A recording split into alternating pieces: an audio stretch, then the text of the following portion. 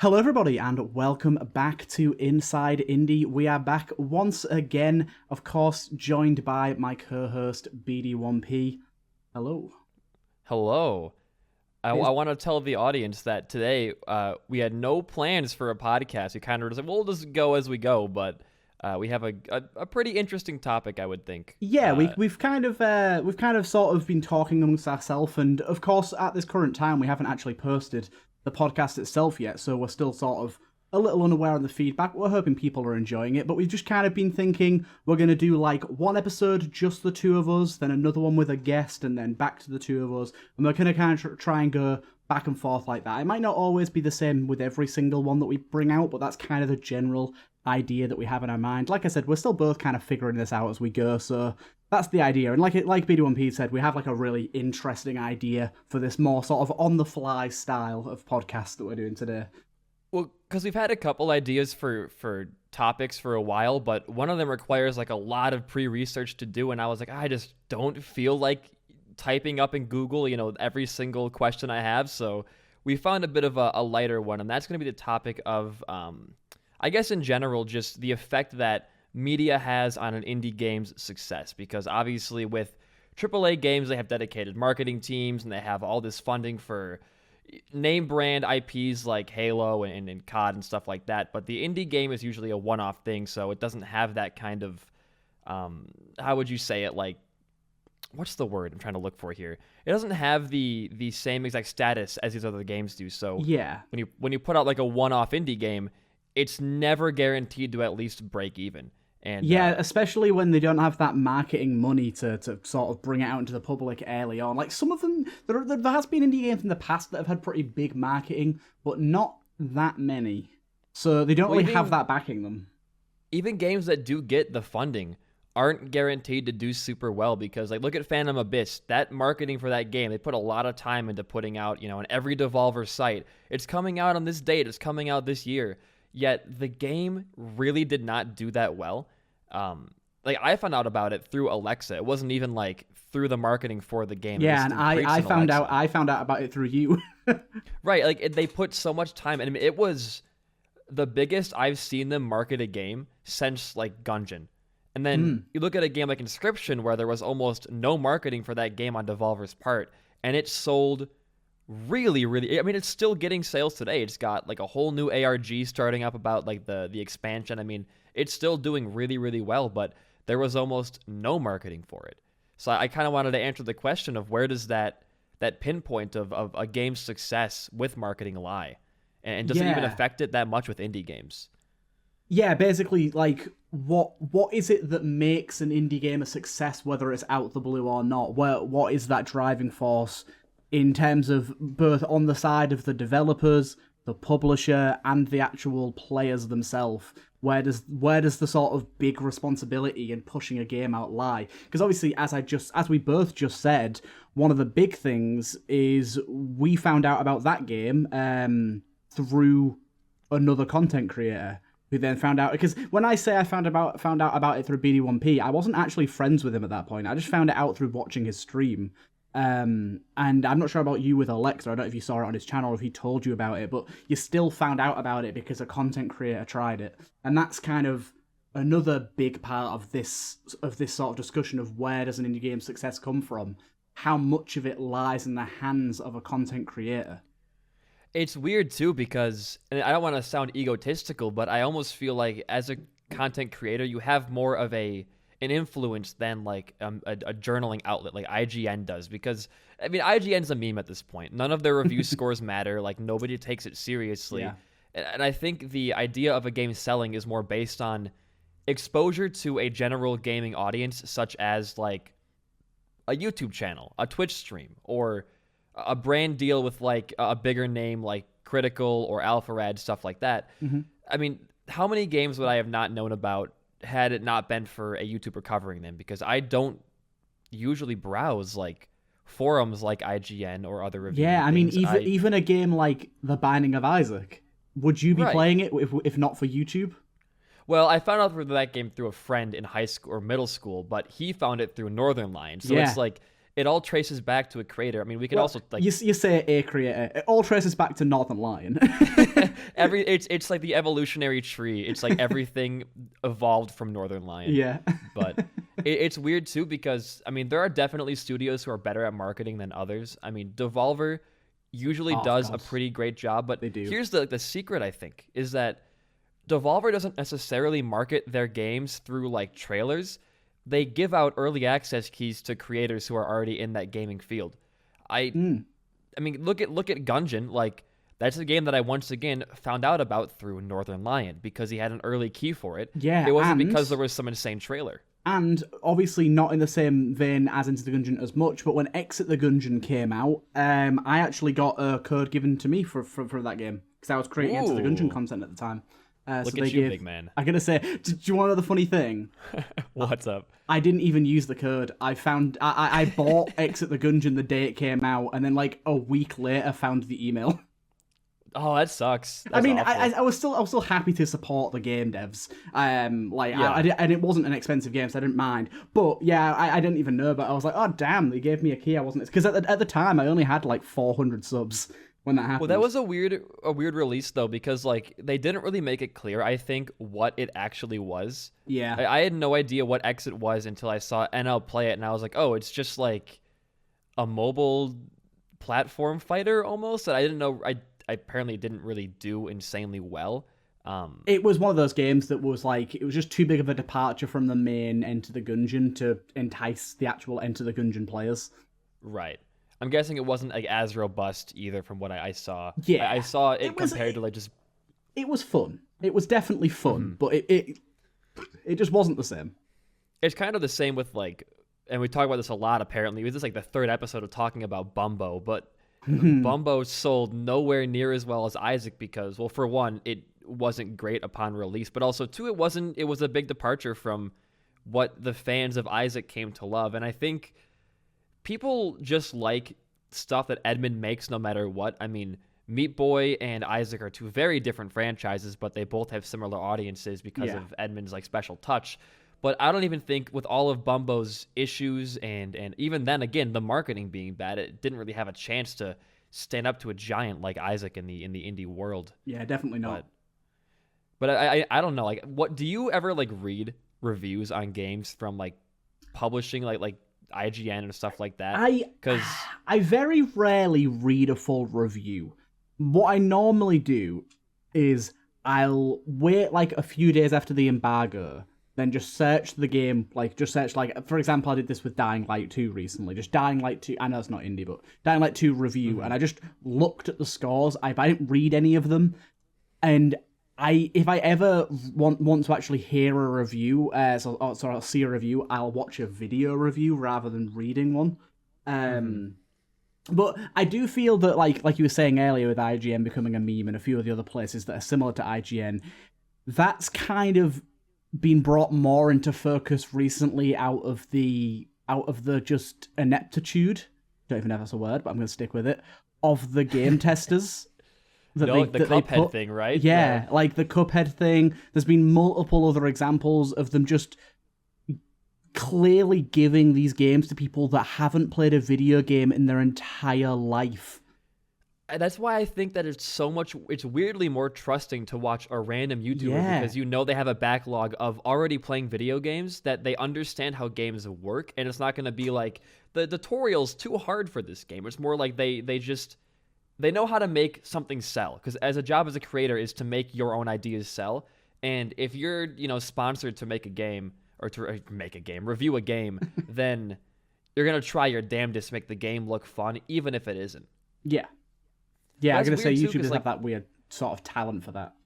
I don't even think I've watched a game review. I think I just watch people play new games, and that's I would say it's rare for me. I don't do it very often. The only time I do it now, really, is actually not with indie games. It's more AAA releases, because AAA releases are so hit and miss now. You never know if they're actually going to be a good game or if it's going to be a billion-dollar company shitting out their next piece of crap.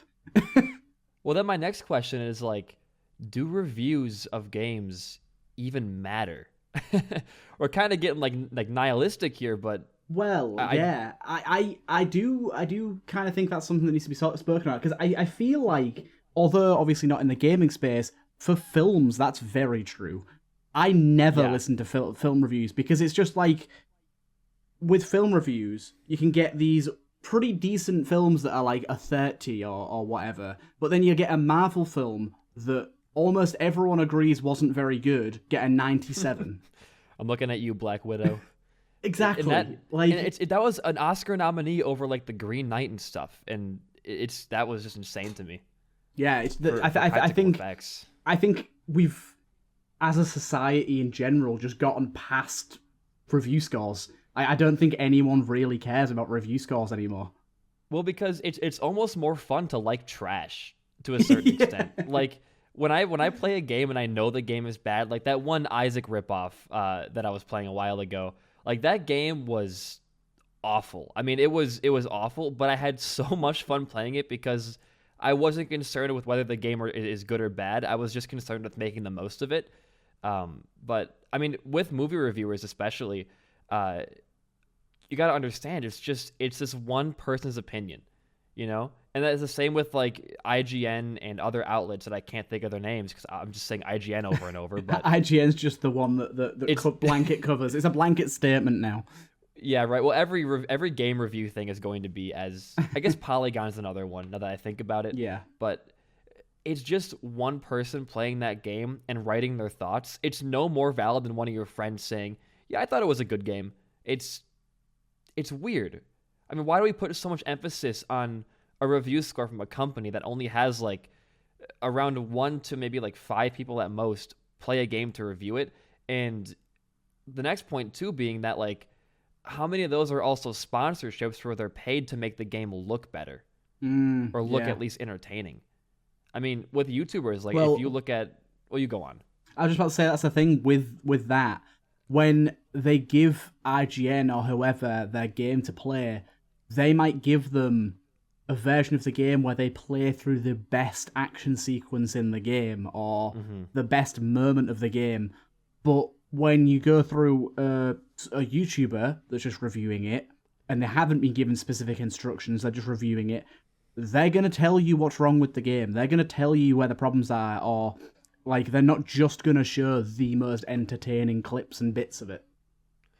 You know, I just realized as well, talking about that same thing, is that obviously it's easier to poke fun than to find things you like about stuff, but it's kind of weird how it almost feels like every fun idea in a game is recycled from past games, but every bad thing about a game just feels so unique to that game. I know what you mean, yeah.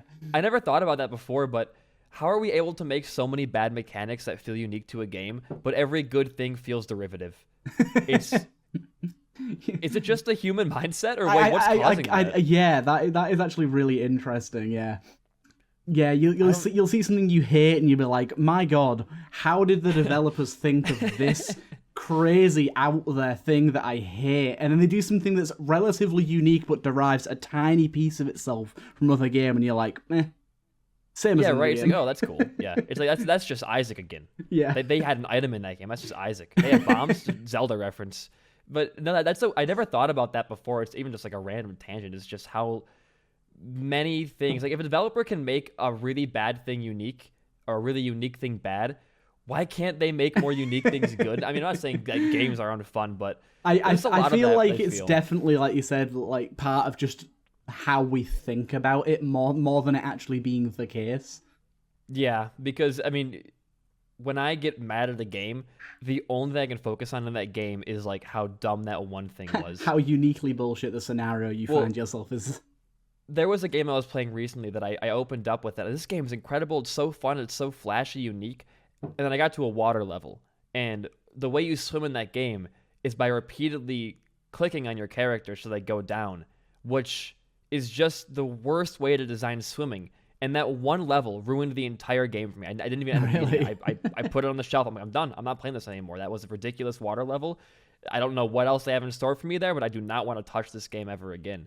And I don't know. I think it's just we're so prone to like just taking in negative things than noticing the small things that games do really, really well. Not to tangent off of a tangent, but that made me think of another thing. How games nowadays have those moments where the game in itself is great, but it has like one really BS or annoying level, and it kind of puts you off the whole game. But do you remember like the PS2 era where every game had like 6 levels that were like that? But as a kid, you just fought through it. Yep. You just powered through the BS, and it didn't even like you didn't even think about it afterwards about how hard it was. It's like Simpsons Hit and Run. I don't know if you've played that, but most people have.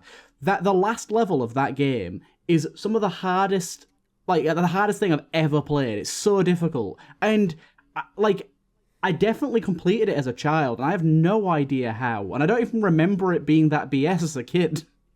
Yeah, I was playing recently, as you saw, Lego Indiana Jones, and I got into this boss fight in like the second area of it, and I didn't know what to do because it was super cryptic, and I was like, as a kid, how did I figure this out, and why was I okay with this? It didn't make any sense to me, and I wonder if it's just that because obviously as you age, you get more cynical and you get more critical of things. If that just bleeds in, because we expect a lot out of games today, I think. A lot more than we should. I think we expect as well, every game to be super world-changing, but back then it was kind of like, as long as you're having fun, you're having fun. I think as well, there's just kind of the whole idea of before the game was, when you bought the game, it was that game and it's never going to change, nothing's going to get fixed, it is what it is. But now that we know developers can change and fix things, you're like, God, how have you not fixed this yet? Yeah, you know what? That's you can. Weird too, because I almost miss when games couldn't be fixed after launch. They always launched as better products, I feel like. Definitely, and also, definitely. I think a game's bugs and glitches make the game have more personality. I mean, I cannot imagine... Think of Skate 3. Yeah, like, I cannot imagine, a game, like, let's say, Smash Melee being patched. Can you imagine if they patched out, like, some of the most insane tech for that game? It wouldn't be the same. Yeah. And it wouldn't be fun to top players anymore. And I feel like there's almost a level of, I don't want to say like intimacy, but just knowing that your game's not going to be fixed, it kind of makes you appreciate that more. It's like when you make homemade food and it doesn't quite look like that perfect one out the packet, and because it doesn't, it's better. Yep, or like just like throwing some random like really cheap ingredients together to make like a pasta sauce, and it tastes like it tastes like child's food, but you're like, you know what, it's my child's food. Yeah. Like having those broken things just gives it more flavor and just more like uniqueness to it. Right, and then you're like, hey, dude, check out my pasta recipe. It tastes like pure sugar. Like, oh, that's incredible. I like that. But to I guess go off of our double or even triple tangent, I don't think review scores matter. I don't think if you're not gonna like if someone in your high school was like, don't play Isaac because the game's too hard, you wouldn't let that person influence you too much. So I don't know why we're letting random, almost anonymous users on whether it be YouTube channels or outlets just tell you not to play a game because it's too I feel hard like, or it's bad. Especially for game reviews more so than any other media, the person reviewing it, like, rather than just signing off with their name or whatever at the end, they should really be giving some, like, specs, as in, like, how many hours do you have in this genre? What other games from this genre have you played before? Because that matters so much. I want a whole Google Doc of their entire work history as well. Give me a Steam workshop. Yeah, your Steam library, sorry. Well, actually, that's not a bad idea, is having them link their Steam page, because I feel like that would hold developers to a higher level of scrutiny, because if you go to their Steam page and it's just level 1, they've played 6 minutes of Skyrim, it's like, I don't really want to trust this guy's, overall gaming opinion. Or even just the games they avoid too. I know a lot of developers avoid certain genres, or not developers, reviewers avoid certain genres. And when a game kind of toes that line between being the genre they don't like, they're probably going to have some predisposed hatred towards it. And when you're making a review, it should be as unbiased as possible. You definitely do see reviews that have some opinions in them that are just really clearly out of touch with the genre that they're reviewing. I'm not going to give a specific example. I don't have one off the top of my head, but when you'll get a review that's reviewing a roguelike, it's I don't like how you start at the beginning every time, and it's they don't even get that that's the point, sort of thing. Yeah. You do get what my items go away? Yeah, you get some really out of touch reviewers that just take what all the fans of that genre love and attribute it as a negative because they didn't like it. Well, but you know, it's hard though because with games like with a movie, if you don't know if it's going to be good or not, you just wait for it to come onto like HBO or Netflix and you watch it essentially for free because you already have the subscription there. With a game though, you are going to be sinking irrefundable money into those games occasionally. The only exception is Xbox Games Pass. Yeah, true, and you know, Nintendo Switch Online for the retro titles, but it's weird because you kind of have to know going in if you're going to like it or not. Because you really $60 for someone like a 19-year-old like me, that's a lot of money. That's a lot of money to drop on a thing you may not even like in the first place. I have a lot of games that I've bought for a high amount of money and played for a very low amount of time. The most recent one definitely is Battlefield 2042. Mm-hmm. That's definitely the most recent game that I've bought that I've put like sub 5 hours into. Well, I buy a lot of stuff on like a lot of roguelikes for summer sales in case I want to do like retrospective videos on them. I do that too. And I bought Neon Abyss for like, I think it was like $20. I still have not played it whatsoever. Yeah. There are tons of games in my library that I have, but I don't touch too often. I'll also say you probably won't like Neon Abyss either. I've heard the same I played thing. it and I did not like it. Apparently it has had some significant upgrades since I last played it, because I played it when it kind of came out. Apparently it is a lot better than it was then, but when it first came out, I just did not enjoy it.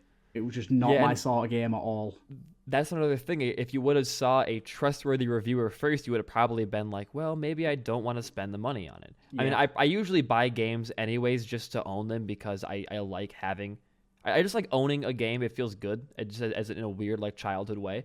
Yeah, I completely agree with you. Having like an absolutely stacked Steam library and looking at even if you've got 90% of the games never played, you're still like, yeah. And I get most of my games digitally as well. I don't ever usually buy physical copies, but I don't anymore. I think just the idea that I own that game and that I could play it whenever I want is worth my money enough than actually like playing the actual game. Which sounds dumb, but it makes sense, I think, to a lot of people. Yeah, I completely agree with you. And even though, like, I think reviewer scores, well, they don't matter. I think what does matter is the public's opinion. But I think that an initial review or like if a game's in like an early access and a developer I keep mixing up the words, but a reviewer gets that game early and they play it and give it a good review, the public opinion is now shifted to kind of look at that game when it does release more positively. So in a sense, reviews do matter to kind of help subconsciously kind of push you into that mentality of like, okay, I guess this game might like end up being pretty good. But I think the only time you can trust a review of a game is just the general public's opinion about like a year after it comes out. Mm-hmm. It's kind of a pretty big bar to entry if you really want to know for sure if a game's good. But you are right, you do need to let it stew for quite a while. Because the thing is, there's good games that have come out that you probably wouldn't want to support or play because the review scores have been so atrociously bad for whatever reason, but it still is a good reason to stay away from the game. If you go on and it's still negative after a year, you probably don't want to touch it. So yeah, it's got quite a big bar to entry before you can really tell if a game is good from the get-go, just from the review score, or user review score, should I say. But yeah, I completely agree.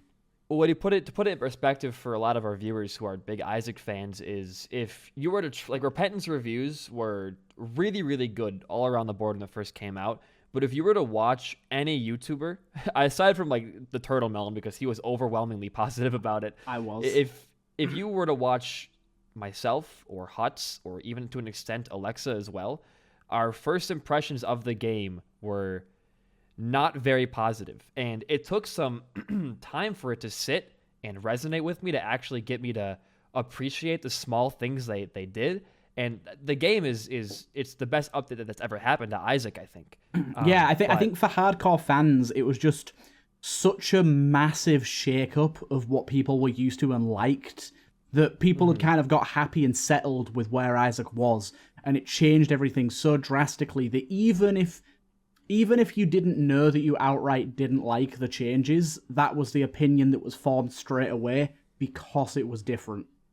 Yeah, and it just goes to show that initial impressions are never... Well, especially going back to our topic of that a lot of developers put out a game and then patch it as the game's lifespan goes along, that a game's initial release is sadly not anymore going to count for what it'll be in a year.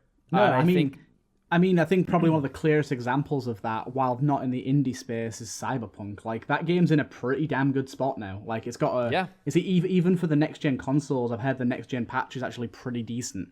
If that game had released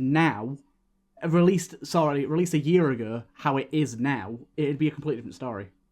Yeah, and I think, honestly, the ability to patch your game post-release has hurt a lot of games, like Cyberpunk, for example. Yeah, because I wouldn't even say developers, publishers are allowed to be lazy, are allowed to say, we need this game out for Christmas. I don't care, developers, if it doesn't work. We're putting it out at Christmas and you'll fix it after. That was never an option before. Yeah, well, we can even tie it back again to Isaac once more, is that Kilburn wanted to have more time with the game, but Nicholas and themselves, who promised the game, at a certain point, they couldn't walk back anymore, and the game released in a somewhat unfinished state with half the characters not being done and birthrights and bugs. But with a game like Isaac, though, it does go to show that patches do help, because there's no way they could have tested for every possible scenario for bugs before patents got put to the public. I mean, there's no way they would have caught Genesis saving and exiting, or crawl spaces being gone in a future patch. Like, I think that might even be longer. It might even be one of the bigger reasons why roguelikes became a thing when they did and not earlier. That's a really good point, actually. Because like I'm sure that the idea of a roguelike was probably thought up a long, long time before they actually existed, but developers were like, hell nah, that's too much work. That's too much testing. The earliest roguelike, just called Rogue, I mean, obviously older games like that, because they can't be patched, are full of bugs, but I think when people were designing roguelikes, like you were saying, they knew that they couldn't account for every scenario, and to put the kind of man hours into tests, like what everything does together, would be absurd. It would be ridiculous. Yeah. And the thing is, as well, the game making a roguelike, complexity is what you strive for in a roguelike. It's one of the base elements of the game. So you can't pull back on complexity to reduce the amount of testing, because that completely defeats the purpose. So I think, it was just too... It sounds like it would just be too overwhelming of an undertaking if you couldn't patch your game. And that's probably why we have such short release cycles now for games like Pokemon and other indie games, because like we're seeing in this year alone, there are too many games coming out. Like, I cannot keep up. I mean, seriously, Elden Ring came out of nowhere. I mean, Revita 1.0 is dropping fairly soon. We have a new Kirby. We have a new Pokemon by the end of this year somehow, which is just absurd. Like, it's too much, and these games aren't being finished all the way. Revita, obviously, is not even out officially, so that gives a pass from me. It's still in its like early beta, but it blows my mind that a series like Pokemon, which just put out Legends Arceus and the remakes, like not even a month ago for Arceus, is now having a 9th gen by the end of this year. And I wouldn't be surprised if it was like, hey, we're going to add the extra new Pokemon in booster packs. Like, just putting stuff out randomly, it's not enough anymore. It worked in 2016 when patching became a pretty big thing, but it isn't enough. And you giving your copy of a game to an IGN or Polygon writer in an unfinished state, but it's the best part of the game, people are picking up that reviewers don't know what they're talking about, I think. Yeah, you're kind of getting a very false sense of what the game actually entails. It's just, I don't know. I think because for a while, I would say 2010s, like, reviewers kind of had the entire gaming market in a chokehold because you wanted an article to review your game to have the name out there.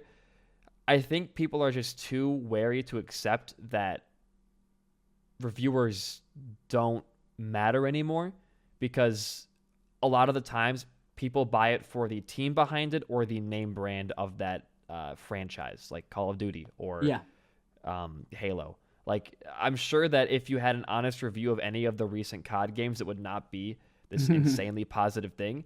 Yet they sell well because it's a name brand.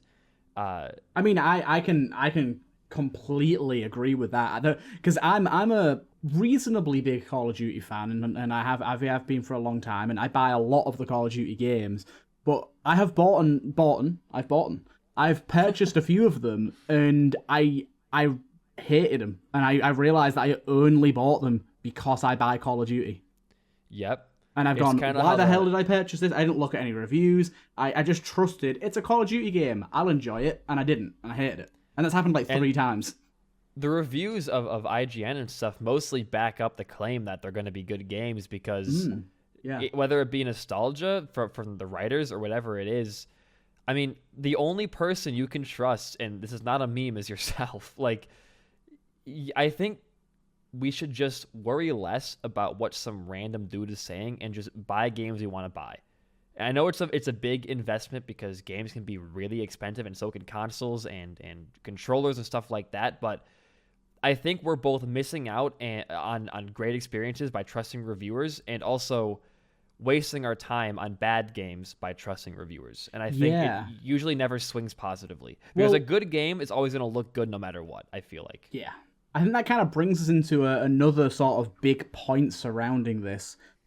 When are demos, betas, and early access okay? When do they fit in? Because if you can only trust yourself and you need to play it to experience it, but you don't want to put the cash in first and risk it being a bad game, where do the betas and like free weekends, things like that, where do they come into it? See, this is where I'm going to take my one ticket for a hot take. And I think that most games that release nowadays should be called early access.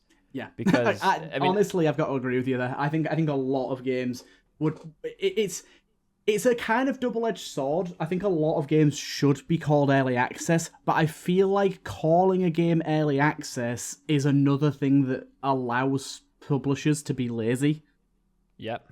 Because they can just go like, oh, there's huge bugs. Well, don't worry, guys. It's early access, even though it shouldn't even be an early access. It should be a full release. Let me give you like an example / hypothetical about this.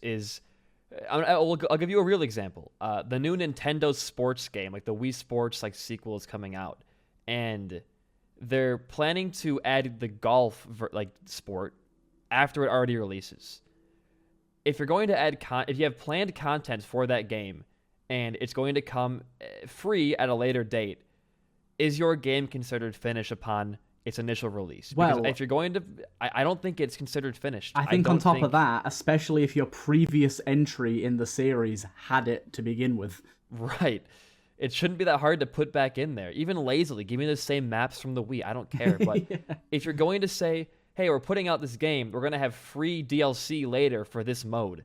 If you can already say confidently you're going to add that in eventually, and you're putting out your game without that, you are releasing an unfinished game. That should be considered an early access game, and it should be cheaper until the golf comes out. It's just, I don't know why we've strayed so far away and we're so scared of the term early access for games that could benefit from having them as early access. I mean, am I going to be paying like $60 for a game that you admitted is pretty much unfinished? And this is weird because it doesn't happen too much in the indie world.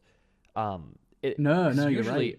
Indie games, because I don't know if it's because developers have a higher passion for it or what it is, but with an indie game, it seems that they always release with most of the content already in the game, and the patches are either bug fixes or big like DLC they plan to add later. Look at Isaac. They may have added a couple new items, but that's because the community wanted more stats. And on the opposite side of that, if it is early access, they almost always fully admit that and make it an early access title. Mm-hmm. You very rarely get indie games release as what would be seen as early access without actually claiming to be. Yeah, like whereas Vita that happens with big games a lot. It's early access because it's not in its 1.0. The creator doesn't think it's at its ultimate stage, so it's not, and that's perfectly fine. I mean, I still bought the game. I would still buy the Nintendo Switch Sports if it was called early access. It sounds cooler to have a game be early access because you can get in there early and you feel like you're a core fan. You're an early adopter, yeah. It's just so strange to me that we're becoming more and more okay with games releasing unfinished, and we're getting scammed. It's an immediate scam. Yeah, especially like you said, when when it's content they know is they're going to put in the game, they know should be in the game, but they just haven't added it. Mm-hmm. And if they're doing it for money, like, oh, we can pay extra for golf, I would be pissed off, but I'd be like, fine, your game is technically finished, but it should still be included. They aren't doing it for money. It's just coming out for free at a later date. Like, I just don't understand. I mean, I'm sure the publisher, Nintendo, is like, this has to come out now. If you can't finish it, let us know before this announcement.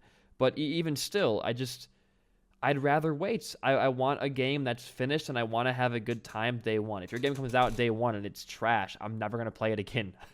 Yeah, I think that's a view of the average gamer that's shifted quite heavily, where before, like 10 years ago, people were like, oh, nope, I just want the game as soon as possible. Just give me the game when it's supposed to release. I want it.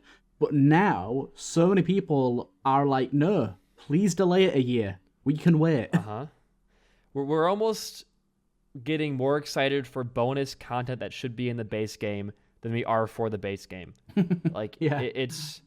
That's where the hype gets built around rather than the game itself, yeah. Right. It blows my mind, but I think it all ties back to the fact that if they weren't able to finish it and they sent that game off to YouTubers or IGN or Polygon to review it, and they find a glaring flaw with the mode that wasn't finished, that bad press influences a lot of unit sales for sure. Mm-hmm. So I understand that safety net, but honestly, no one is mad if you delay a game.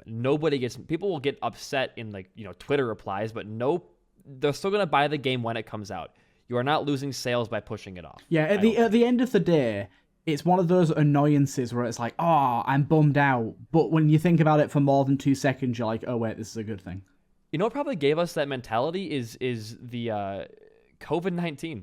Because so many things got pushed back and delayed that we were like, you know what? I'm okay with it. I mean, how many movies got pushed back by multiple years? You're like the probably Batman right. coming out, this Friday to date our podcast back, but I was okay with it being delayed because I'm like, you know what? We're going to get a good movie eventually. I'll wait. You're completely right. I think that the past 2-3 years have kind of put people in a bit of a different mindset that we don't need everything instantly. We can wait an extra 6 months or something to release. I mean, I know that it's not perfect, but the latest Halo release was pretty decent. Like, people seem to really like it, and that got delayed by a year. And although it it's seems still unfinished, though. It is, yeah. That's why I said it's not the best example, but I think that's an example of one that got delayed a year, and that kind of was necessary. If it released a year ago, people would have been pissed. Yeah, well, one thing we were talking about earlier, to tie it back a little bit further, is the idea that a content creator has more of an influence than IGN or Polygon or whatever other news outlets are out there. And in both of our experience in doing content, we've talked to plenty of game devs and gotten, whether it be early releases or updates or stuff like that. I mean, even in the Isaac modding scene as well. Yeah. That developer-creator relationship, I think, is the most important thing in selling a game when you're trying to market a game. It really is. With I think with the newer generation, people that are sort of 15 or younger, especially, they're the people that are never looking at any other reviews and just going straight to YouTube, and that's kind of a lot of the time the biggest market of people that are going to be buying a game. So yeah, actually having some interaction with those people and realizing their potential and utilizing that potential to help promote your game is just so much better than giving it to some random IGN person that doesn't know what they're talking about. Well, here's the thing too, is that when you're going to IGN, you're going to find a review of a specific game. When you're on YouTube, it might just pop up in your sub box. You might be following a channel who just posts gaming and you see this game on there. I mean, there's more chances to reach people because you want to reach people who don't know your game exists. The problem with doing stuff like IGN and Polygon is you're going there if you already know the game exists. You're not making any extra sales that way. You'd only be losing sales that way. Yeah, you're right. If your game gets reviewed poorly. So because I mean, I'd say our circle is not very small, but you, myself, Olexa, Slay XC, I mean, I'm pretty sure at some point we've all gotten an early copy of somebody's big Isaac mod to play on our channel or something like that, or been a part of like testing it. And that's really important because so many of people who watch this have only found Isaac mods because they've watched someone review it. And now they know it exists, because it's hard to obviously market a Steam Workshop item. Like, yeah, definitely. You're not going to battle Google Ads for it, are you? Yeah, so like at the tallest like tower of that being making an actual game, I think it's really important that you turn to not like me, obviously, but just any kind of YouTuber who can play your game. I mean, most people, if you give them an early key to a game, will at least play it, and if they enjoy it, make a video or stream it. You know, you're not losing out. You're going to lose 1 unit sale. Oh no, big deal. I mean, I would pay for a game early if a dev was like, hey, can you play my game on stream? I'll send you an early copy. I would still pay for it if they asked me to, just to have it early, to have the experience. Yeah, I think another like big thing about that, especially with people like us specifically, that are smaller creators that do still have a decent sized audience there. When we get approached by a developer saying, hey, really enjoy your stuff, it'd be really cool if you reviewed my game, that's like the sort of stuff we like. I love hearing that, exactly, dude. Yeah. As a content creator, if a game developer is willing to trust you with an early copy of their game and trust your opinion to help market their game, that makes you feel great. I don't think they realize, developers, that we like idolize them in a way. Like, we look up to them. Like, yeah, I mean, like, us getting Kilburn on the last podcast, we were like, oh my god, this is awesome. I mean, it's weird, 'cause I see Kilburn as more of just like a random friend than I do like a developer now, because we know him a bit more personally. Yeah. But with the Ravita dev, like, when he followed me on Twitter, I was like, holy shit. And then he came to my stream yesterday, and we were just talking in chat, and I'm like, this is crazy, because I see him as like a really big figure, and he takes the time to actually watch my content because he knows I'm playing his game. It's like, it's just shows passion. It shows so much more than a lot of things. And it's cool because you get to pick the brains of people who are making the products that you really enjoy or that you do for your job. It's like, if you worked at like, I don't know, Subway, and the guy who like invented bread walked in, you'd be like, holy shit, that's the guy who made bread. I mean, I think it would all be like that. It's kind of a bad example, but... Well, I didn't, not quite as good as that. Like, that would be quite incredible. I don't know if anyone would even know who made bread, but you know what I mean? That'd be kind of a thing. Edward Bread made bread when he tried to cook wheat twice. One of my jobs, I was like helping to set up and run an event, and I heard that I can't remember his exact name now. His name's like Tim Lee Bernards, I think, or Tim Bernards Lee. He's the guy that made the internet, was going to be a part of the event, and I shat myself. I was like, what? Really? Like, he wasn't there in person or anything. He was just like part of like teleconferenced in. But I was still like, what the hell?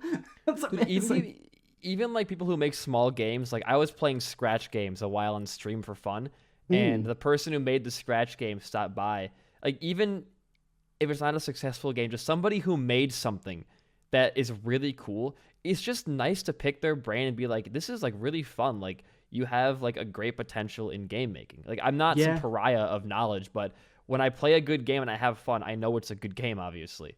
Like, There was... Like you've played enough good games to know what quantifies, and it's like being able to actually pick the person that made that brain and say, sort of like, compliment them on certain things, ask them how they made certain decisions or how they came to certain conclusions. It's always really interesting.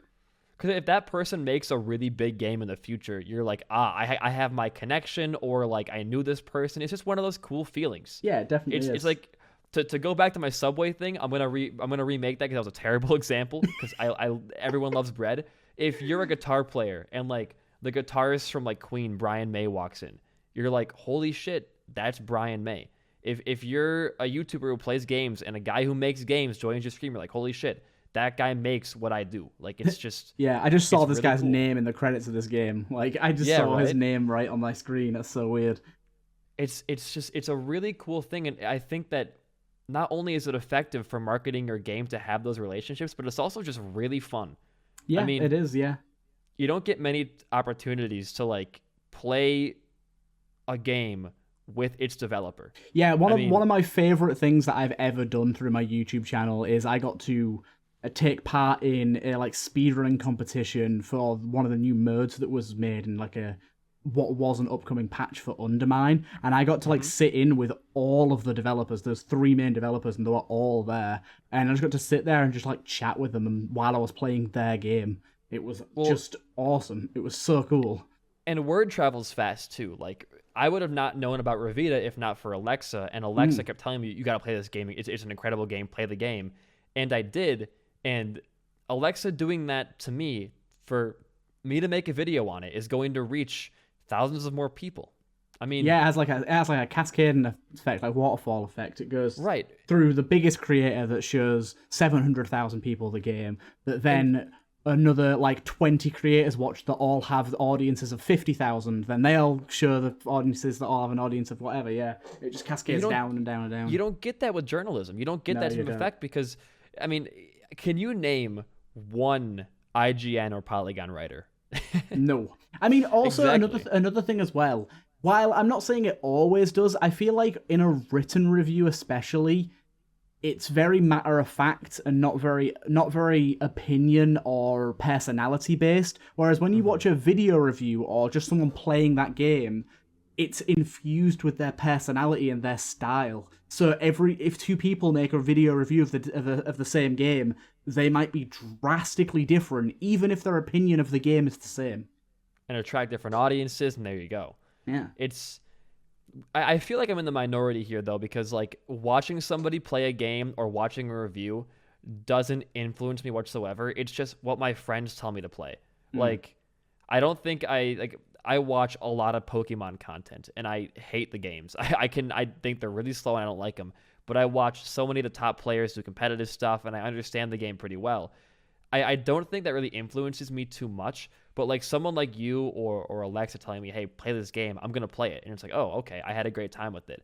I think I trust more my friends and myself more than I trust the opinion of somebody who's a quote-unquote certified gaming journalist. Like, that, to me, is a funnier job title than YouTuber. Yeah, well, like just based, I'm on my Steam library right now. Just based on the games that I have tagged as my favorites, so many of them were recommended to me by a friend. Binding of Isaac got recommended to me by a friend. Darkest Dungeon did. Dead Cells did. Dead Estate did. I mean, bear in mind the friend was the publisher, but still.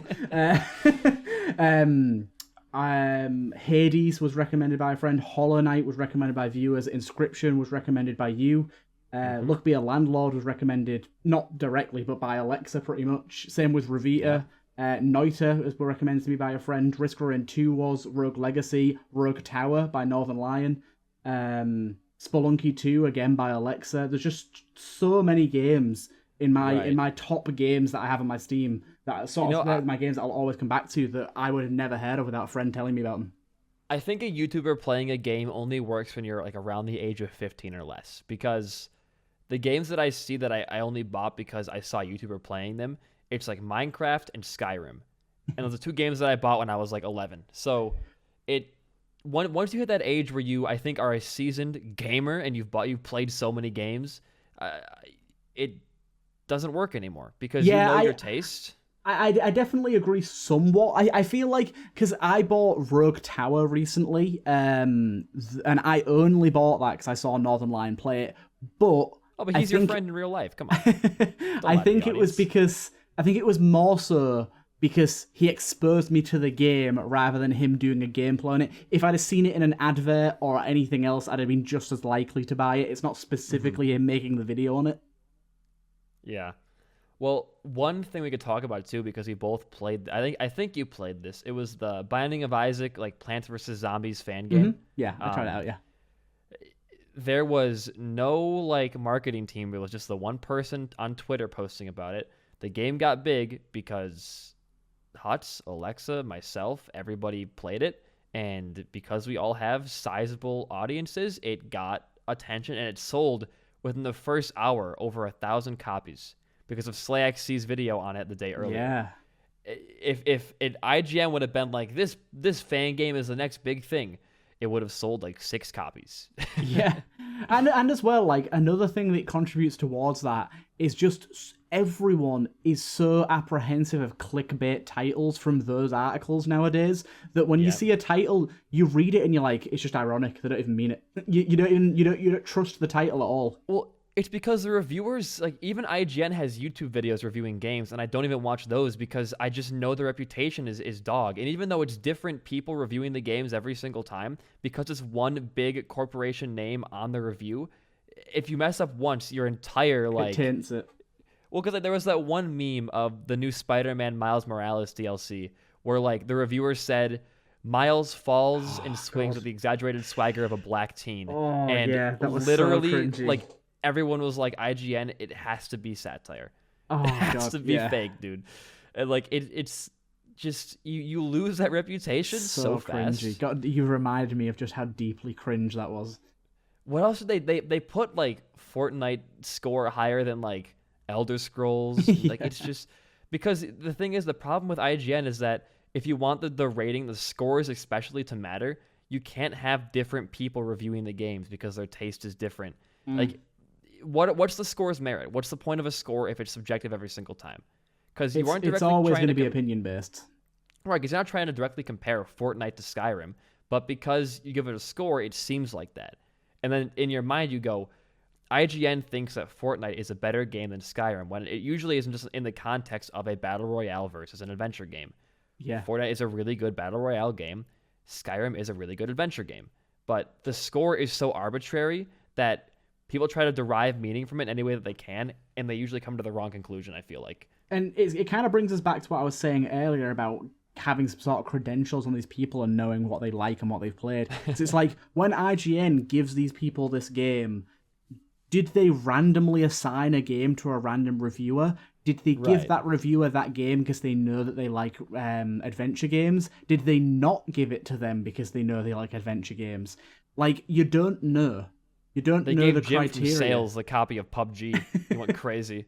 It's just, it doesn't make any sense. Like, reviews only work to me when it's by one person every single time. Yeah. If you have this big spread of different people, and one of those people doesn't understand what makes a game good, I shouldn't say that, that's kind of harsh, but they don't understand like how the gaming market has evolved since they were a kid or something like that, you aren't getting an accurate review, and therefore, what's the point of reviewing at all? Yeah, and it's not as if these 10 reviewers are all sitting down at a table and collaborating their opinions before they make their video. No, they don't share one brain. It's just one jamoke sat in his like home. Like they don't go to the office and meet about it. It's probably just one dude on his own that got assigned to this game, and he plays it and he's like, I don't like it because I'm bad at it, and that's it. I say this constantly, but anybody could do what I do for a job. I'm not like some really unique, charismatic individual. I'm just a guy who plays video games. So what separates these journalists from an average person? Because at that point, like, that's one voice in 7.2 billion of the earth. Like, it doesn't make... I just don't understand the point of reviews aside from just gaining money for that company. It doesn't make any sense. I feel that's another thing as well that I didn't even think about. Like, the fact that we are just some random guy online giving their opinion about something that any old person could do adds more legitimacy to the opinion because we are just an average guy. We're not a seasoned reviewer or a journalist that does that for their career. We're just a dude on the internet that talks about video games. We are the same as the people that are looking to buy these games. Right. Well, the weird thing is, too, is we're held to this kind of scrutiny of, like, if you don't like what game is considered good, you get trashed on. Like, I don't understand some games, and I kind of just quit them half. Like, I did not like Omori. And because I didn't like Omori, there was a huge fucking firestorm in my Discord over, like, people just calling my game taste trash. And I'm like, if any random person said, I don't like Omori, chat would just move on. It's super weird how people look to us because we're one random guy, but when that opinion differs, we are now, like, public enemy number one. Like, I'm about to get some flack for this from whoever's watching, but a similar thing happens for me whenever films get brought up, because there's a film that literally everyone in the world loves, and I really don't like. Oh, what is it? Pulp Fiction. You know, that's one that I've avoided for a long time. I don't know why. not like Pulp Fiction. I watched it and I got about 3/4 of the way through it and was like, nah, this is You think boring. that's bad? Try being a Last Jedi fan. No, I am. I'm a Last Jedi fan. Thank you. I'm in the same fucking boat as you. I actually enjoyed most of the recent trilogy films, but I'm not saying they were all perfect, but I did enjoy them. Last Jedi is the best out of all of them easily. I think. I gotta say, yeah, like that's the hill I'll die on. That I just didn't enjoy Pulp Fiction at all, and every time I tell people that, they're like, "What? How dare you? Your film taste is garbage." I mean, I have the opinion that like the current DC like universe, the movie universe, is not really that bad. Like I think it's not great, but I didn't mind it. I actually quite enjoyed Justice League when I first saw it, and Batman v Superman was bad, but I had a good time watching it.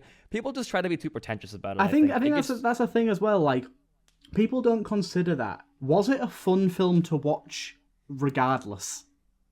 Right, like or game to play, whatever. Was Yeah. it fun regardless of whether it was bad or not? You were saying that earlier about you play a game and it might be trash, it might be a terrible game, but if you have a lot of fun playing it, then it's fine. Yeah, I played Scratch games for a week on stream, and most of them were not good because they're made on Scratch, believe it or not. It makes the game a lot harder to play. Makes it a lot harder for developers to do what they actually want to do, yeah. Right, but guess what? Like, they were trash, but it's so easy to make the best out of trash because you can try to break the game, you can try to like ruin it, you can try to just go for speed runs. Like, the game that I played that was really good was called Groundy and Skya, and it was a platformer game someone had made, and it was really fun casually. And then I got the idea to speedrun it and try to go for like tech. And I found on accident a death warp. I found out how to wrong warp. I found out how to make yourself invincible. I found out so many unique things of tech to make this somewhat trash game competitive. And in my Discord, we had to make a separate Discord entirely for this game and speedrunning community because it got so popular there that the world records getting tossed around multiple times every single day because people were having fun playing it. Yeah, it's not the most amazing game, but I love that. Like, applying a different filter to a game, like speedrunning is obviously just a really mainstream one at the minute. Because you take a game for whatever it is, and you change the rules and change how you play it. You can make any game fun by doing that, I think. Yeah, that's what the joy of like sandbox games, especially, where like it literally is just a blank template. You can do whatever you want, and I think that's why in indie gaming, especially, why modding is so big is because, as we were saying before, indie games are usually pretty short. They're like 10-hour experiences. Yeah. And if it costs like $30, it might be, weighing on your wallet a little bit because it's expensive for, a game you're going to play once and probably not return to. But then when the modding scene picks up and you have people essentially remaking the entire game from ground up to create more expansions for it, that's when you start to realize that, not only does modding help, but the community ends up kind of adopting that game as their own. Yeah, I think when devs kind of earn up to and well, not earn up to, but kind of earn and realize when their game is of that type where it's gonna get propelled forward by the modding scene and by the community's like additions to the game. When the developers harness that, it's crazy how positive it can be. And that's what happened with Isaac, and now we have like probably, I don't want to go over my head, but possibly the greatest roguelike ever made. Yeah, I mean, I'd say that among the roguelike genre, it's pretty much the most well-known, and now where it currently stands, a very, very, very polished version of a roguelike. A lot more polished than a lot of other ones are. And I know that a lot of people probably disagree that Isaac's polished, but I really do think it is in a very good spot. And then on top of that, it's one of the biggest. It's just got the most content of like there's a few roguelikes out there that are maybe bigger, but not many. See, this is what I get into this weird state where people will obviously, and for good reason, say that Hades is like the best roguelike, but you don't see many Hades YouTubers nowadays, do you? Yeah, Hades is a fantastic game, it's but phenomenal. It cannot be endlessly played like Isaac can. It just can't. There's not enough enemy variety, there's not enough room variety, there's not enough floors, there's not enough alternate floors. In fact, there isn't any alternate floors. There's not enough bosses. It it's a great experience, but it is a single playthrough experience. I really do think, and that single playthrough could be 150 hours. Yep. But It will be for me because I'm bad, but but it is at least in my opinion. There's obviously other people out there that like the game way more and have a lot more fun with the heat system, which is essentially like the paragon and like extra difficulty system the game has. You can expand your hours through that, but even if you get ridiculously good at the game and manage to do 32 heat runs, which is like the highest you can go, there's nothing to do after that. it's always the same. Yeah. Mm-hmm. And I think when a roguelike is defined by its replayability more than anything, you have to look at which titles have lasted the longest in terms of content and interest.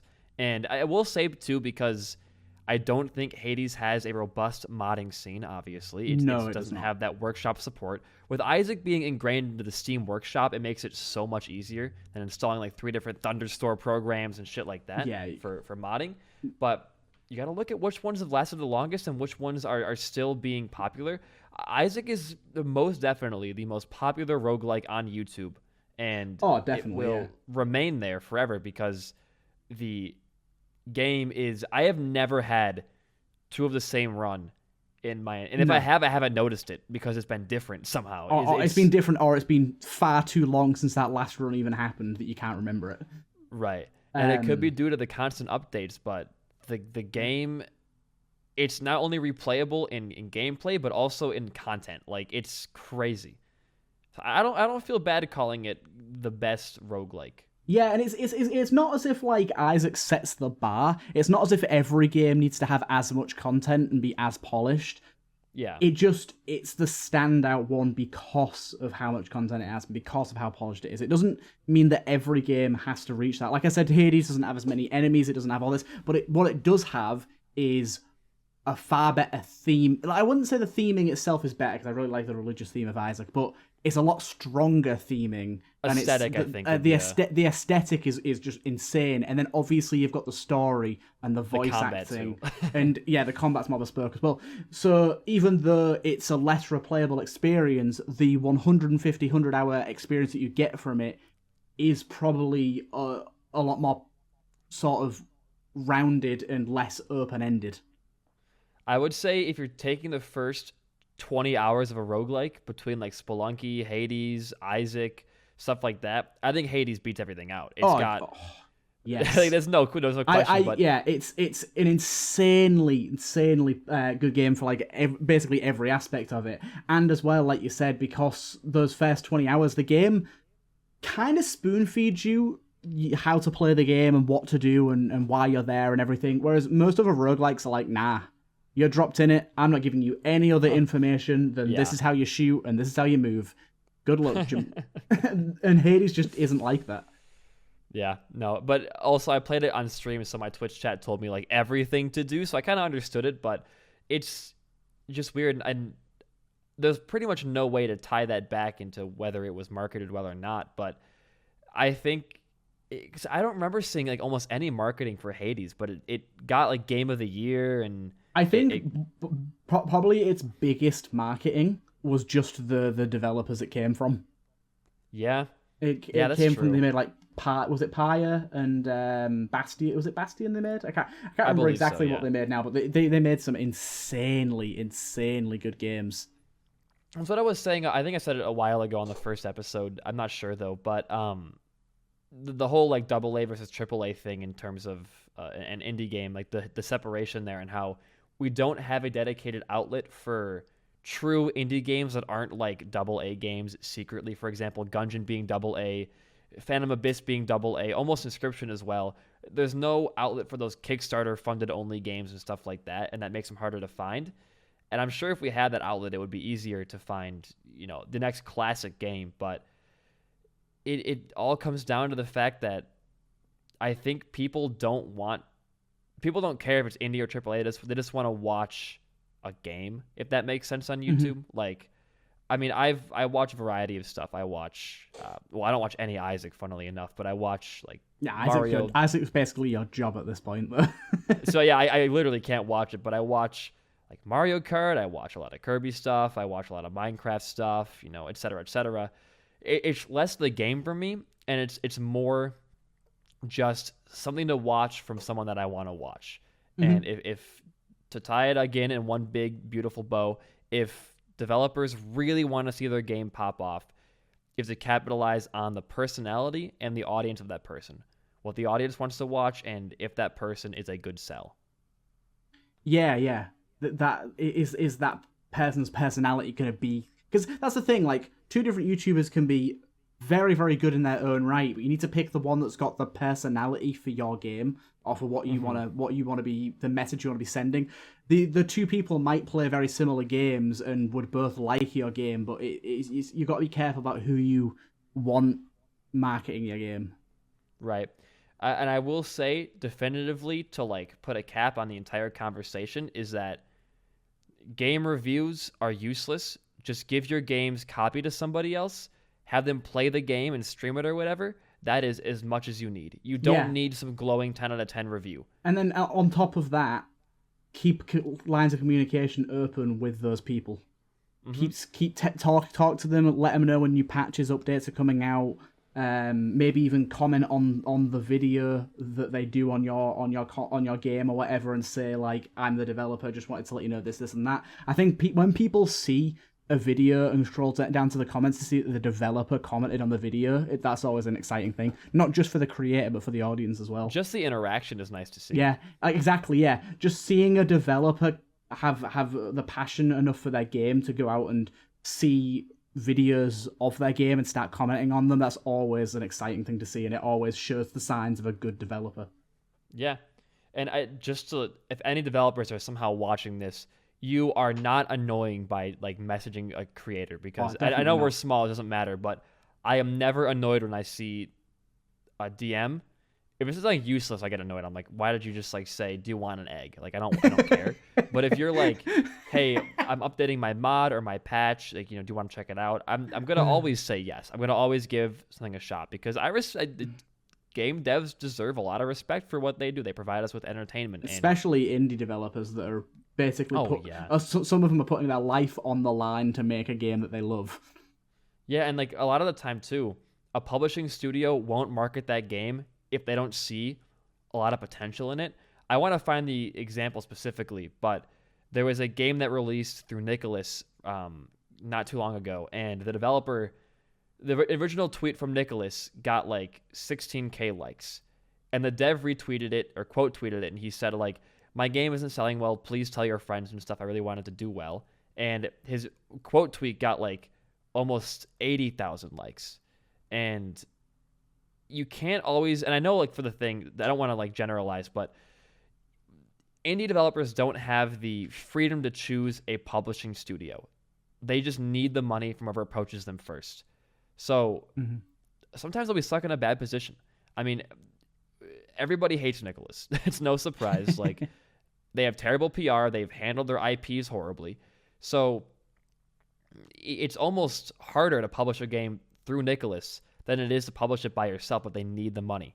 Yeah, and if you've seen indie dev like who just needs their game to sell, and you got $20 to spare, I promise you it'll be a great experience. Yeah, I'm gonna say like when an indie developer like puts their life on the line, like I said, and like drops everything to try and publish their game, unfortunately, if a publishing company comes to you after so many rejections and says, "Hey, yeah, I'll publish your game," you can't really go worrying about that publishing company's image, unless obviously they're a front for Nazis or something. But otherwise, like you really can't really. You've got to just go, well, I want to publish my game, and this is the only way I'm going to get the money, even if it's someone like Nicholas that isn't very reputable anymore. Yeah, and I don't want to like get into the whole Nicholas controversy in depth, but they have a history of handling their IPs really badly with Cave Story and stuff like that, and that kind of weird sham they pulled. So nobody wants to have to use them to publish their game, and it sucks. I mean, they handled Isaac and Meat Boy awfully too. Yep. It was there was almost zero marketing for anything through Nicholas for Isaac. I mean, half the stuff you saw for Repentance, I would say almost 90% of it was directly from Edmund. It wasn't from Nicholas. I mean, yeah, because like when they handled the booster packs especially, like when we knew there was some stuff that was a bit of Nicholas, a bit of Edmund, a bit of Vin, whatever. But once there was stuff that we definitively knew was Nicholas only, which was mainly the booster packs, it was trash. Like, Yeah. they did not put any time or care into testing things. Like, I remember one of the ones that jumps out to me is when the doorstop got added. That's the trinket that the last door that you entered through stays open, and it immediately crashed your game if you walked into a devil deal and tried to leave again. Which obviously you leave every devil deal by walking out the door, and it just crashed. It's like, that seems like one of the very first things you should test with something like that. The only booster packs that got handled well were 4 and 5 because Kilburn worked on those ones. Yeah. It wasn't through Nicholas, and they mess up everything they touch. It's kind of insane how they're even seen as a reputable source now for any gaming, but that's besides the point. It's just I guess the point here is that you cannot trust a publisher to market your game because publishers they usually have pretty outdated methods of doing so. If you just send a copy of your game to like Smalland and say, "Hey, can you play my game on stream? I'll give you whatever you need." That is going to do a lot more for your game than giving a free key to an IGN writer who sits at home and plays like the same retro games 30 hours a day. Now, one thing to sort of touch on here, which is, we don't know if it's going to be next episode or just one in the future, but we're not publishers ourselves. We're only speaking from what we know. We are actually intending to bring a publisher on at some point, someone that's just recently expanded into the publishing space, and that is Two Left Thumbs. Who's also a YouTuber, so it's a good crossover there. Yeah, that's Two Left Thumbs. I mean, most of you that have come from my channel will probably know who he is, because probably a lot of you found my channel through his video. He did the History of Isaac video. But yeah, he's in the publishing space now. He published Dead Estate, and he's also working with another games company to publish his second game. And getting some insider knowledge there is going to be super interesting to see sort of... Obviously, he's not a big publisher, but see how some of our predefined notions of what publishing is and some of the controversies surrounding them. He may not be big, but look how well Dead Estate sold for it being published by a YouTuber who had that audience already. Exactly. I don't think it can be spelled out any more perfectly for developers, is that you don't need to put a lot of your funds towards marketing. As long as you can just get your game to a YouTuber, I feel like it's going to be okay. I mean, I would be ecstatic to play anything. Like I said, you do kind of tend to want to give your game to the right people, but at the same time, big YouTubers are 10 a penny. There's a lot of them. You can send your key to a lot of people, and hopefully at least one of them that's reasonably big is going to say yes. That's all that you need, is that one person. Exactly, yeah. Because then it just starts that chain reaction. Once one of the big people plays it, everyone plays it. Yeah, I mean, I don't even know. Look, I know I hate to bring it up because I'm just not a fan of it, and it's just the worst thing that ever happened during COVID. But look at Among Us. That's a game that came out 2 years prior to its big boom, and it just got huge because of YouTube. Yeah, the marketing they used for that game had pretty much failed. I mean, the game was past its prime. It had basically no one playing it because it was made 2.5 years ago, and no one even knew about it. And then just through a few big YouTubers playing it on a stream or on their YouTube videos, it just kind of went crazy. Yep, and now it's one of the biggest games to ever exist. Mm-hmm. It's wild, and I guess the whole point of the podcast today is just to show that, number one, review outlets are a thing of the past. Number two, notion, content creators pretty much hold a lot of what the public sees, and that if you take advantage of that, you should be able to.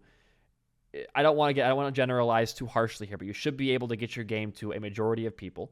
And I guess one last tangent though is that I played a game a while ago called Loot Train.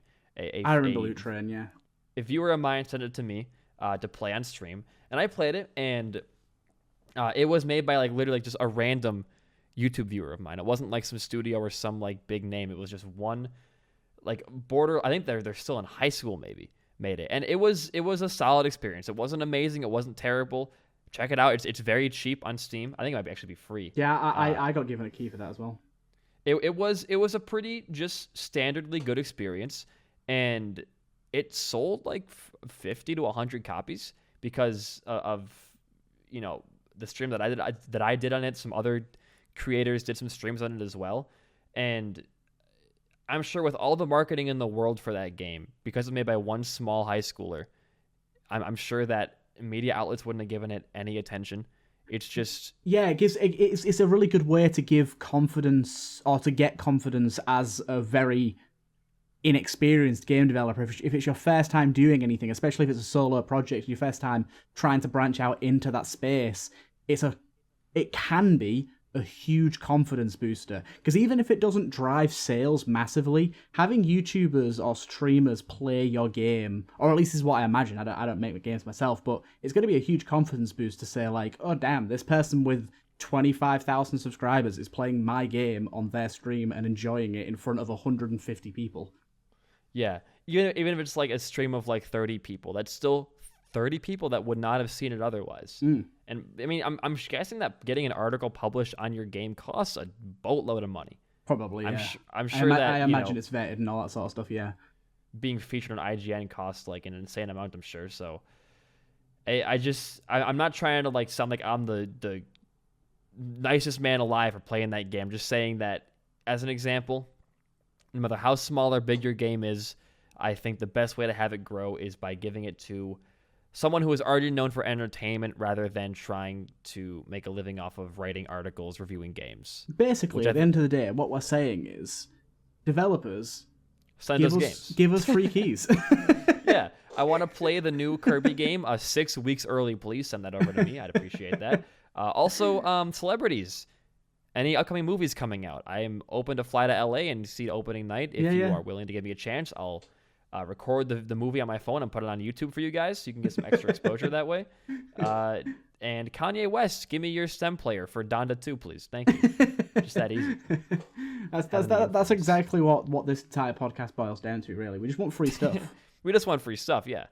But no, in actuality, it's just I want to see, because I love indie games and I want to see developers take the right approach with them, because we were talking earlier before the podcast, and what was the phrasing we used, but it was something along the lines of like, I don't think developers, what did we say about content creation and like influence? I forget the exact phrasing, but it was something along the lines of the fact that a lot of YouTube, this is what it was. It's about that one YouTuber we were talking about before, is that I don't like seeing a YouTuber or a Twitch streamer who's trying to do YouTube. It's really sad to watch them do it wrong and run their channel into the dirt. Like, yeah, it's bad. It's really upsetting to see someone with so much potential, something with so much potential, flop for the wrong reasons. Like we were talking about, I'm not going to name any names, obviously, but there was a streamer that I watch who puts his VODs onto YouTube. And his VODs, for being one of the best players of the specific game, his VODs get like 300 views per. And the reason they do so bad is because it's not exclusive YouTube content, and it's like, stream viewers aren't going back and watching it on YouTube, and it's long form, which is never really that good for YouTube. You want to have the shorter experience, obviously, and it's not edited. And in the same vein as watching a streamer fail on YouTube despite being so popular somewhere else because I can't handle the different wavelength that YouTube gives off, it really sucks to see a developer put so much time and money into getting 10 out of 10 scores from IGN when that is never going to do anything. I don't think for your game. It doesn't have the same much impact, as someone that is known for playing indie games or roguelikes like Olexa playing. Like, look at Revita. I'm sure that Olexa has gotten more people to buy that game than IGN ever could have. Yeah, exactly. You're 100% right. I mean, we both earn it because of him. Yeah, right. Like he has at least made 2 sales from us, and Alexa gets like 2K views every Revita video. So it's like that's 2,000 people who are interested in getting the game once the 1.0 drops, or even before that too. But yeah, it was just the tangent we were going on was just it's hard to watch people fail to use YouTube properly, because it is a powerful tool. And even though YouTube's been apparently like just as a whole entire site-wide issue of dropping off an interest for everybody, which Yeah, I didn't realize was happening. it's somewhat on the decline, but despite that, it's still a very powerful tool that has a lot of avenues to success for game developers. And I mean, we're not saying at all that like game developers don't already know this. There's been a lot of games out there that do and are very successful with that. We don't know what we're talking about half the time. But we're just kind of saying that like there has been other games that had this potential that we've seen it kind of pass them by. I think here's the best way to sum it up: is that the big successes got big because of YouTube. Not because of publishers. Look at Undertale, dude. If Game Grumps or Markiplier wouldn't have played that game, and it would have just been like, this is a really cute indie game, IGN 8 out of 10. It would not have reached the heights of having like multiple fan-made movies, like AUs. I mean, the big hits get big because of YouTube. The average indie game stays average because it doesn't branch out to YouTube. Yeah, I think it's a proper way of doing that. I mean, Edmund and his YouTuber interviews probably gave Repentance a lot more exposure than Nicholas ever could. Yeah, that was a really smart move. Really smart move. I think just it also did a big thing of validating the creators that got to interview him. That like the people that got to interview him were like, oh damn, like I feel validated in the content that I make because I've literally got this. Yeah. There's one best, but we got the seal of approval from the developer themselves. Yep. No, that's 100% a real thing, and I just want to see more developers take advantage of YouTube and take advantage of the fact that we as creators love to play games early, and you are not being. I think most of us would do it for free because we're gonna make money off the video. Oh yeah, I gotta say, almost everyone that ends up liking the game that you're offering to them is gonna at least try it for free and probably make videos on it for free. So it never hurts. Time is money. So I don't know how to give it a big conclusion. It's just like it just sucks to see games that I really like. Phantom Abyss could have been so big if they would have just like had a bigger audience to get feedback from in terms of their design. I mean, that game could have been one of the most fun online like lobby games ever. If they would have added like voice chat and real time playback, like it would have been. Like imagine if you run into a temple and you hear a ghost just swear at you as it dies. That'd be hilarious. Like I love the game. With the extra feedback that could have come to that game, it could be so much more. Like I played it and I really liked it because I love speedrunning and it's a very speedrunning-esque game. And obviously I love roguelikes as well. But if it had like, it'd take longer to make, of course. But if it had like 3 times as many set pieces, it would have made the game just infinitely better.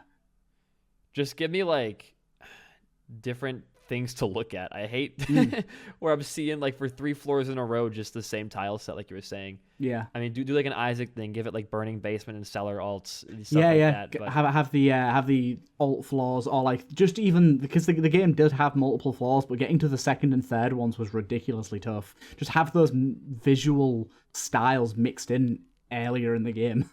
Did you ever beat the game, by the way? Like, no. Dude, it took me forever, and Alexa came into my chat one day, and he's like, have you fought the dragon yet? And I was like, the dragon? And he said, dragon these nuts on your face. And I streamed for 6 hours a day until I beat the game for the first time, just to get prove there was no dragon there. But no, it's a fantastic game. It's pretty dead in the water, though, right now. Like, I don't think it has an active player base at all anymore, just because. And that's one of the shame, like a big shame with a game like that, because that game needs a pretty large active player base to keep it going, because it's got a lot of online elements to it. Yeah. Like with the ghosts and stuff. Like you take that element away, and you take like the other competing players away, and it's just not quite the same experience. With a game like that, I feel like it's a great opportunity to add like a versus mode or a PvP mode, but it's like, why did they just stop at doing this? Like, you could have had so much more if it was more of a multiplayer experience. Yeah, but... like obviously it's a lot more than this, like a lot more. But it kind of feels like it was like a game jam idea that kind of started with the high production value, but never really got finished.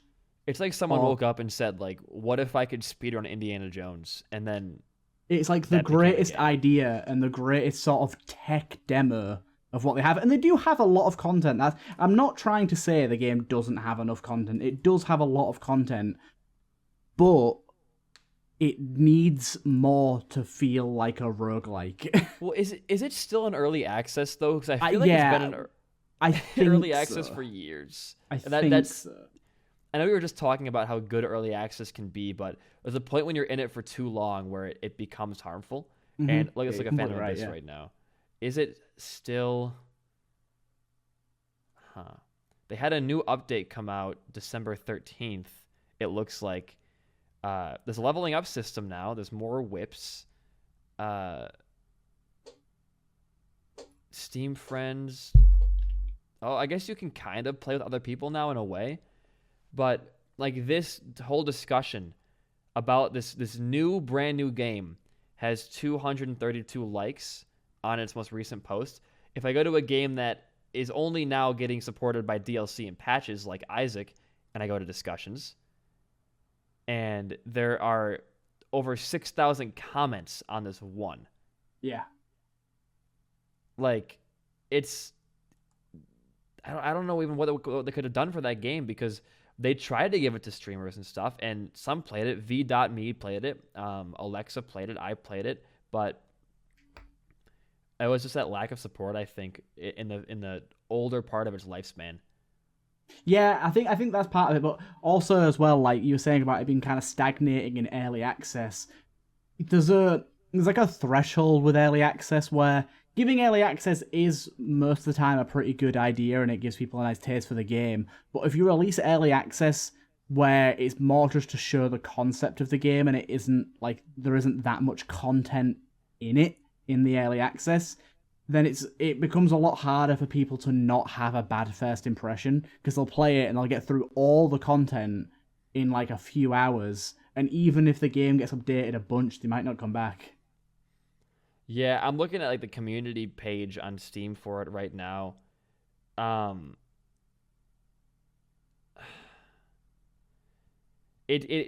People are just upset that there's not a lot of content. Yeah. And this person like played it for 10 hours and was like, I received this gift as a gift from a friend, but would not recommend it for others. They had a lot of new content to keep players interested and engaged. The challenge difficulty of the first area is not prohibited to players like me who are approaching this for... Oh, that's a dumb review because you're just bad at the game. Never mind. That game... that's the Cuphead thing. That's just... It's not that hard. The first area is not that bad once you get used to it, I feel like. I don't know. I'm just looking at it. I'm getting on a tangent now, but it's like... Nah, I think, like, for those of you that can't already tell, we kind of covered our main topic and now we're going on tangents, and I like that. I think that's fine. Yeah, well, I'm just... I guess they are ramping up difficulty, like, in every update, it looks like. I just find it weird that the game doesn't have, like, any... thing interesting being added, I guess. Yeah, because this is kind of sums it up. This review here. The game is fun for the first few hours, but then once you've seen everything, it gets very boring really fast. I have 17 hours and I've seen all the different rooms, blessings, and I have all the whips. 17 hours for a game that is classed as a roguelike is nothing. Yeah, I have 17 hours exactly right now.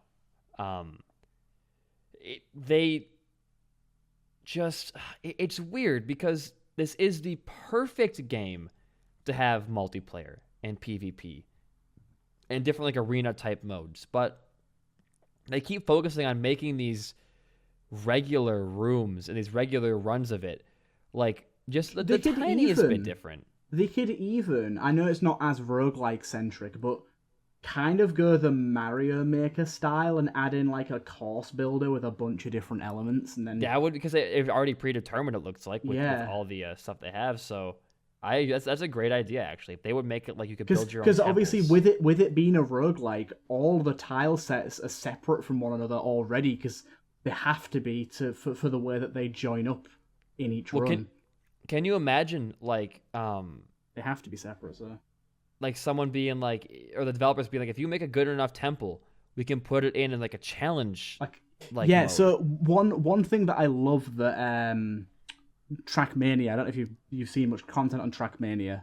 Not a ton. But they have a thing called Cup of the Day, where they have like a knockout mode tournament, and it happens every day, and it's always on a fan-made map. It's always on a user-created map. That's a great idea. They have like a little section of the game where you can go and play the highest rated user maps and then vote on which one you want to be Cup of the Day.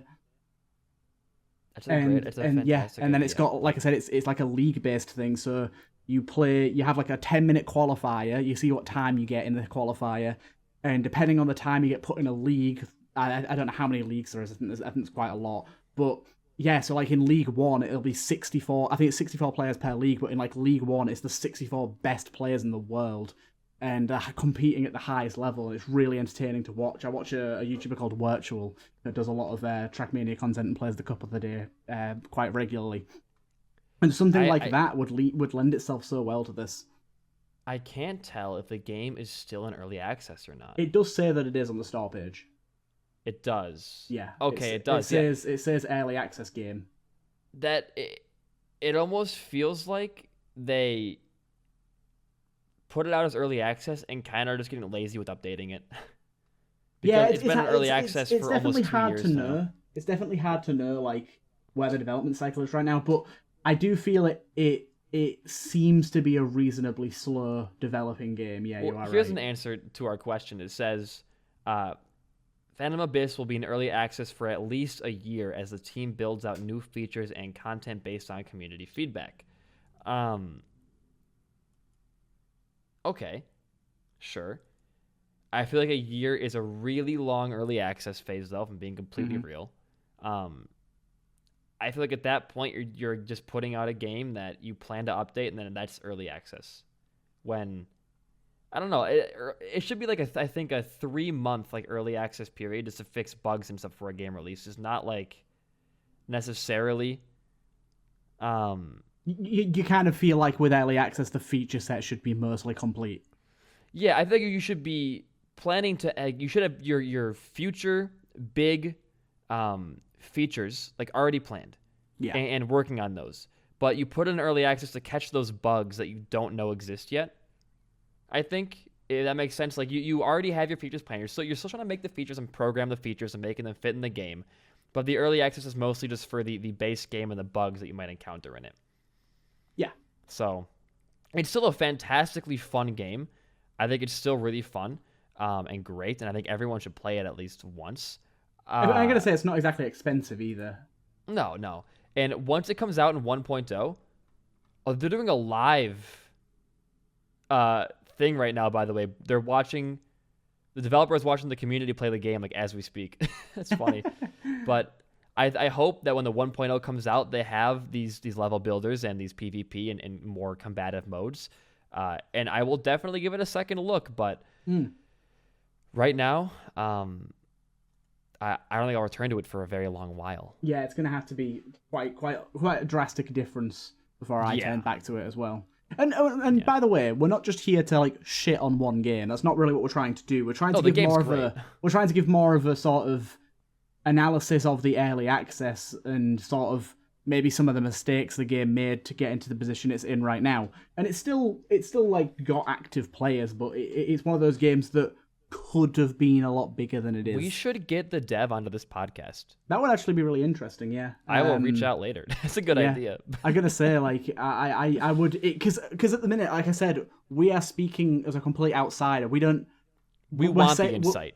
We're saying about, this developer could have done this, they could have done that, they haven't done this, they haven't done that. But actually getting this from them, especially if they were to join on something like this and be able to have the discussion, would be really, really interesting. Because I'd love to see, like, how long does it take them, because obviously it's a 3D model, how long does it take them to, like, create a new tile set, a new tile piece? I can, like, envision, like, what it would look like. I can envision the tile set builder in my head right now. I can already see what it would be, UI-wise. It'd be cool to see it implemented, though. You're right. It'd be so cool to like hit, like just kind of hearing like when they go to push out an update, do they have like a specific goal for how many tile pieces they want to add to the game, and like is there an eventual goal for how many they want to have? Because like I said, I feel like the game needs about triple what it has right now to really be true roguelike. So it'd be interesting to kind of hear. You go on. Yeah, as you could say, it'd be interesting to hear like what's their plan for that and where do they want to end up. Right. And I imagine the kind of content that could be released if you had a level builder in terms of like collabs. I mean, look at Mario Maker 2 still does insanely well on YouTube. It does, yeah. For Like being I was saying before we started the podcast, there's a guy on YouTube called DGR that I still watch most days. Like I watch him like at least twice a week, maybe 3 times a week. That only uploads Mario Maker 2 pretty much. Yeah, and it's like even Alpha Red still does videos on it. And Mario Maker 2 is essentially DLC for a game that came out in like 2015. Yeah. And it's 7 years old and it still gets amazing views. Like it's the Isaac of the platforming community, I feel like. Yeah, when you have such an adaptable and sort of Lego style to how your levels come together, giving the opportunity to the actual users to create their levels using that is so good. Yeah, and I'd love to see where it goes, but I think we're hitting the end of our I'm going to say, like, we've gone on a pretty gigantic tangent here compared to what we planned. It's fine. Like I said, that's kind of, especially when it's just me and BD1P, when we're doing these episodes where it's just us two, we're more often than not going to be speaking about more tangent than the actual topic we had in mind. Which that's what they're here for. So you know what? I hope you enjoy it. I gotta say, I hope you guys enjoyed this. But yeah, we'll leave it off here. I think this is a good time to stop. And yeah, like I said, hopefully next week we'll have a guest on. We hope we've got a plan for a few different people we want on. Obviously, we mentioned Two Left Thumbs previously, and we got a few other people in mind. So hopefully you guys will see that soon. And yeah, I hope you guys did enjoy this, and we will see you in the next one. We'll have Barack Obama next time, guys. Look out for that one. Right, later.